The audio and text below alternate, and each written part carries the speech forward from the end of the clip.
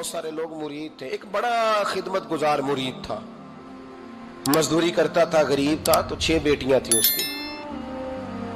حضرت صاحب کے پاس روز آ کے کہتا حضور بچیوں کے لیے دعا کرے, اللہ کوئی اسباب پیدا کر دے. ایک بچی کی شادی کا خرچہ 1000 دینار ہے اور میں غریب ہوں. حضرت صاحب دعا کر دیتے. خانقاہ شریف کے تھوڑے ہی فاصلے پر حضرت جہاں بیٹھ کے مریدوں کی تربیت کرتے تھے, اس سے تھوڑا ہی فاصلے پر نا ایک عیسائی رہتا تھا, بڑا مالدار تھا, بڑی سارے اونٹ, گائیں, بھیڑ, بکریاں رکھی ہوئی تھی, اور حضرت شرف الدین رحمت اللہ علیہ کی بڑی مخالفت کرتا تھا. اور یہ جو آپ کا غریب مرید تھا یہ اس کا پڑوسی تھا. ایک دن بلا کے نا ان کو کہنے لگا کہ تو کدھر جا کے جو ہے وہ ٹکرے مار رہا ہے, وہاں سے کچھ نہیں ملنے والا. وہ تجھے کیا دیں گے جن کی خانقاہ خود چندے پہ چلتی ہے, مدرسہ چندے پہ چلتا ہے, مسجد چندے پہ چلتی ہے, تیری بیٹی کا معاملہ کہاں حل ہوگا؟ تو اس درویش نے کہا کہ تو میرے پیر کو نہیں جانتا, تو مجھے میرا محبوب نہیں ڈٹھا, تو پتہ نہیں نا, تو اس رستے کا مسافر نہیں, تو نہیں جانتا. ان کا بس چلے نا تو وہ ہر قیمت میں میری بیٹیوں کی شادی کرا دیں. اب وہ عیسائی تھا, کہنے لگا اچھا چلو ٹھیک ہے, اگر اتنی بات ہے نا تو جاؤ ان سے جا کے کہہ دو کہ 6 سال کے لیے میرے ساتھ معاہدہ کر لیں, وہ میرے جانوروں کو چارہ ڈال دیا کرے, 6 سال ڈیوٹی کرے, میں 6000 دینار دے دیتا ہوں. وہ میرے ساتھ 6 سال میرے جانوروں کو چارہ ڈالے, رکھتے ہیں نا آپ چارہ ڈالنے کے لیے ایڈوانس پیسے دے کے. اب تو لوگ انہیں بھی غلام ہی بنا لیتے ہیں, بڑی تھوڑی تنخواہ دیتے ہیں, ظلم کرتے ہیں, پورا معاوضہ نہیں دیتے. حضرت شیخ شرف الدین کے بارے میں وہ کہنے لگا جا اپنے پیر سے جا کے کہہ کہ میرے جانوروں کو 6 سال چارہ ڈالے, میں 6000 دے دیتا ہوں, تو جو کہتا ہے ہر قیمت پہ جانے کو تیار ہے. اس نے جب یہ بات کی تو مرید نے ناراض ہو گیا, وہ لڑائی ہو گئی, گریبان پکڑ لیا, جھگڑا ہوا, بات بڑی دور گئی. اس طرح کی بات کرتا میرے حضرت کے بارے میں, تیرے جیسے کئی میں وہاں کام پہ رکھا دوں. جب وہ بڑی بحث ہوئی, بات محلے میں, علاقے میں پھیل گئی, دنیا نے سن لی, تو شیخ شرف الدین تک بھی پہنچ گئی. اس طرح جھگڑا ہوا ہے. لوگ سو گئے عشاء کی نماز کے بعد. حضرت صاحب نے نا سر پہ کپڑا لیا, اس عیسائی کے دروازے پہ دستک دی. وہ باہر آیا, فرمانے لگے لوگ تو سوچ سمجھ کے ملازم رکھتے ہیں, تو نے بھی تو سوچ ہی لیا ہوگا, تبھی تو مجھے آفر کی ہے. تو اپنی آفر پہ قائم ہے, واقعی مجھے رکھ لے گا اور 6000 دینار دے دے گا؟ کہنے لگا جا بابا کام کر اپنا. فرمایا نہیں, تو نے اتنے لوگوں میں بات کی, اتنی بحث ہوئی, تو قائم ہے؟ کہنے لگا میں تو قائم ہوں, پر آپ نے نہیں قائم رہنا. فرمایا میں سوچ سمجھ کے آیا ہوں. اس نے کہا آپ ڈیوٹی کریں گے, بھینسوں کو چارہ ڈالیں گے؟ فرمایا ایک شرط, بس جب اذان ہو جائے نا تو مجھے رب کی نماز پڑھنے کی اجازت دے دینا, باقی صبح و شام جو تو کہے گا. اگر اس غریب کی بیٹیاں بیائی جائیں تو مجھے اور کیا چاہیے, اس کی 6 بیٹیوں کا بوجھ ہے اس کے سر پہ, تو مجھے رکھ لے. اللہ اکبر. وہ کہنے لگا چلے پہ میرے ساتھ خط بندگی کر لیں. آج کل ہم اسٹام کرتے ہیں, اس زمانے میں خط بندگی ہوتا تھا, غلامی کا خط.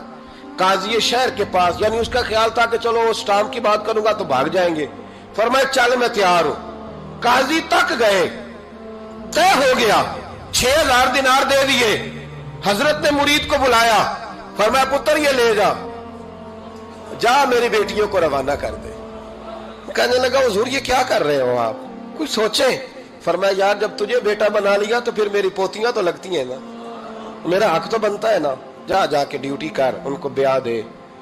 بات پھیل گئی. بادشاہ بھی عقیدت مند تھا, وہ 12000 دینار لے کے پہنچا.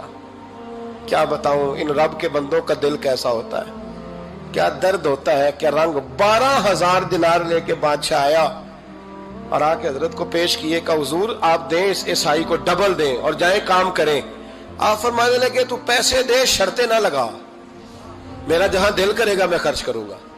مجھے تو مزہ ہی اب آنے لگا ہے, ابھی تو لطف آ رہا ہے, ابھی تو ذائقہ آیا ہے کچھ کرنے کا. پیسے دینے ہیں تو دے, پابندی نہ لگا, جہاں میرا دل کرے گا میں. اس نے کہا حضور ٹھیک ہے رکھ لے. حضرت نے فجر مسجد میں پڑھی, جیب میں 12000 دینار تھے. اعلان فرمایا بھی کسی اور کی بیٹی بھی بیٹھی ہے تو پیسے میرے پاس ہیں. وہ 12000 دینار بھی بانٹ دیا, اور 12000 دینار بانٹ کے نا تو پھر چلے گئے کھیت میں چارہ کاٹنے. اس عیسائی کو کسی نے بتلایا کہ ان کے پاس تو 12000 آیا ہے, پر تجھ سے جان نہیں چھڑائی انہوں نے. کہ وعدہ یہ ہوا تھا کہ 6 دیں گے تو جائیں گے, جب تک دیں گے نہیں تیرے گھر میں کام کریں گے. وہ نا چارہ کاٹ رہے تھے. حضرت صاحب تو وہاں پہنچ گیا, دور جا کے کھڑا ہو گیا, کہنے لگا بابا پہلے تو میں نے مسلمانوں کے اخلاق سنے تھے, اب تو میں نے دیکھ بھی لیے. پر یہ بتا جب 12,000 آیا تھا جان کیوں نہیں چھڑائی؟ تو حضرت چارہ کاٹتے کاٹتے رو پڑے. فرمانے لگے تو نہیں نہ جانتا یہ بیٹیاں سانجھی ہوتی ہیں, پتہ نہیں نا. میرے رسول پاک نے تو حاتم تائی کی بیٹی کے سر پہ کپڑا رکھ کے کہا تھا بیٹیاں برابر ہوتی ہیں. تو یہ نہیں پتا جب اس کی 6 بیٹیوں کی شادی ہوئی ہے میرے اندر روحانیت کتنی بڑی ہے. فرمایا پھر 12,000 آیا ہے تو 2-4 بچیاں پھر گئی ہیں. تجھے نہیں پتا میں اندر سے راضی کتنا ہوں, میں تیری نوکری کرتا رہوں گا, پتہ نہیں اللہ کتنی بیٹیوں کو بیاہ دے گا. اتنا رویا وہ عیسائی کے پیروں میں بیٹھ گیا, کہنے لگا بابا میں نے تیری مخالفت کی ہے پر تیرے قریب آ کے پتہ چلا ہے کہ تو بہت اونچے اخلاق کا مالک ہے, اور اگر تیرا یہ مقام ہے تو تجھے اخلاق سکھانے والے محمد عربی کی شان کتنی ہوگی. ظالم کی بولیے جاتے نہیں لوگ جھوٹے گواہ بن کے. وکیل صاحب کو نہیں پتا ہوتا کہ یہ بندہ مجرم ہے جو میرے پاس آیا. کیا مجرموں کے وکیل نہیں ہوتے؟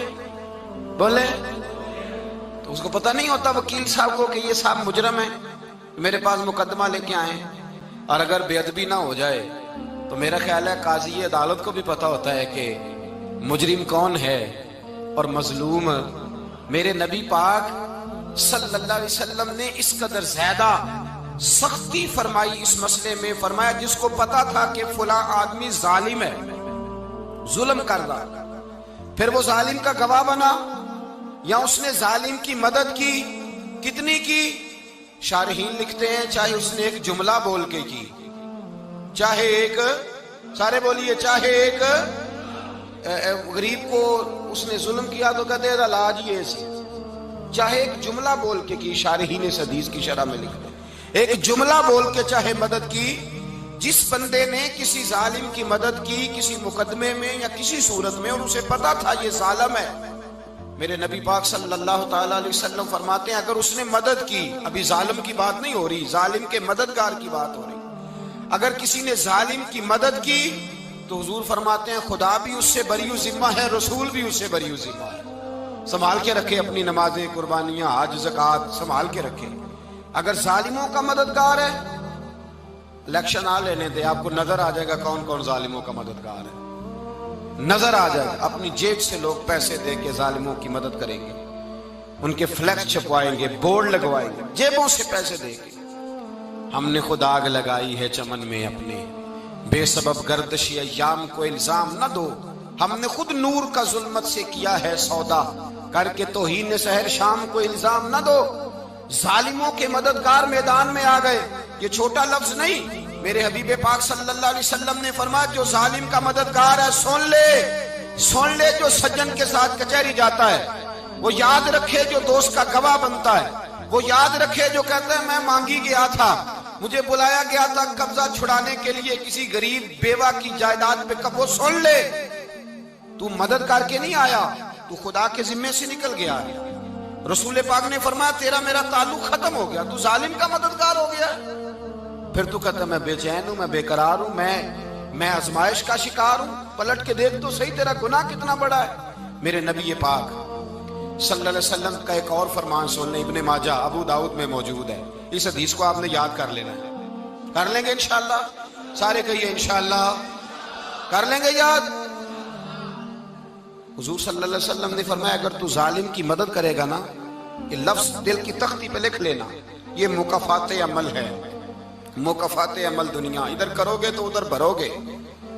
فرمایا اگر تو کسی ظالم کی مدد کرے گا, سن لے حضور کا فرمان ہے, اگر تو ابن ماجہ ابو داؤد سیاہ میں موجود ہے, فرمایا اگر تو کسی ظالم کی مدد کرے گا تو رب تعالیٰ مرنے سے پہلے تیرے اوپر بھی ظالم کو مسلط کر دے گا. تیرے اوپر بھی ایک دفعہ ظلم ضرور ہوگا اگر تو ظالم کی, وہ کسی صورت میں بھی ہو سکتا ہے, کسی صورت میں بھی. تیرا بیٹا ہی اٹھ کے ظلم کر دے گا, تو الجھ جائے گا, کسی نہ کسی جگہ تیرے لیے تباہی کا سامان ہوگا, تیرے اوپر ظلم ہوگا, اس لیے کہ تو ظالموں کا مددگار ہے. چاہیے یہ تھا کہ تو مظلوم کی مدد کرتا, انسانی ایمانی یقین کا فریضہ سر انجام دیتا, تو ظالموں کا مددگار ہو گیا. ٹٹول کے دیکھ لیں, رزلٹ نکال کے دیکھ لیں, ہمارے زمانے میں ظالموں کے مددگار زیادہ ہیں. اتنی لمبی زبانیں نکال کے ظالموں کی مدد کرتے ہیں. بڑے بڑے کالم نویس اللہ نے انہیں قدرت دی لکھنے کی, تو اپنا قلم ظالموں کی مدد میں خرچ کرتے ہیں۔ وہ لوگ جن کو اللہ تبارک و تعالیٰ نے قدرت دی، ہمت دی، طاقت دی، کچھ لوگ ان کے حلقہ احباب میں وہ اپنے لوگوں کو استعمال کر کے ظالموں کی مدد کرتے ہیں، ظالموں کی مدد کرتے ہیں۔ میرے نبی کریم سید عالم نور مجسم صلی اللہ علیہ وسلم نے فرمایا اگر تو نے ظالم کی مدد کی تو جب تک تو توبہ نہیں کرے گا رب تجھ سے ناراض ہی رہے گا۔ اللہ تجھ سے، او بھائی جس سے رب بھی ناراض ہو گیا، نہ کھانا نہ پینا نہ سونا نہ جاگنا نہ نیند، پھر تیری ہر چیز تیرے لیے آزمائش ہو جائے گی، پھر تیرا سایہ بھی تیرے لیے خوف کا سامان بنے گا، پھر زندگی جیتی جاگتی لاش بن جائے گی، تو اپنے کندھوں پر اپنی میت اٹھائے پھرے گا جب تو ظالم کا مددگار ہوگا۔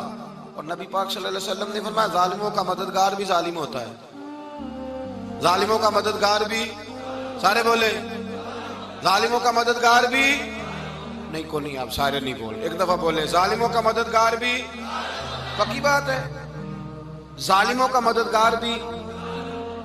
اللہ اکبر، جس کا یارانہ ہو، جس کا دوستانہ ہو، جو کہے میں نے نا اس کو اوکھے ویلے کے لیے ظالم کو یاد رکھا ہوا ہے۔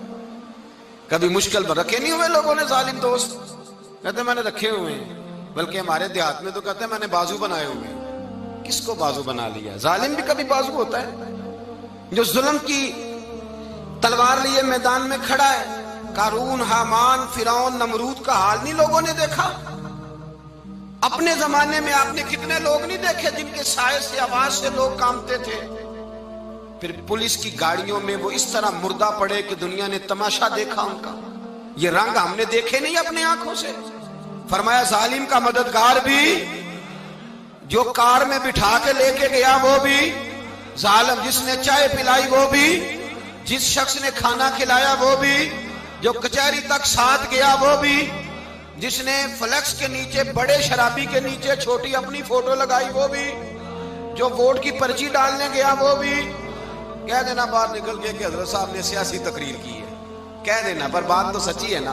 خو کرے ہم تو سے تھوڑا سا گلا بھی سن لے، خو کرے ہم تو سے تھوڑا سا بھی گلا۔ امام مالک کے پاس ایک بندہ آیا، اس نے کہا حضور میں درزی ہوں، ایک ظالم بادشاہ مجھ سے کپڑے سلواتا ہے، میں تو ظالموں کا مددگار نہیں نا۔ ایک ظالم بادشاہ مجھ سے، حضور میں تو مددگار نہیں نا ظالموں کا۔ جو فرمایا ظالموں کا مددگار بھی ظالم ہوتا ہے، تو کپڑے لے کے آتا ہے میں سی کے دے دیتا ہوں، ذمہ داری نہیں۔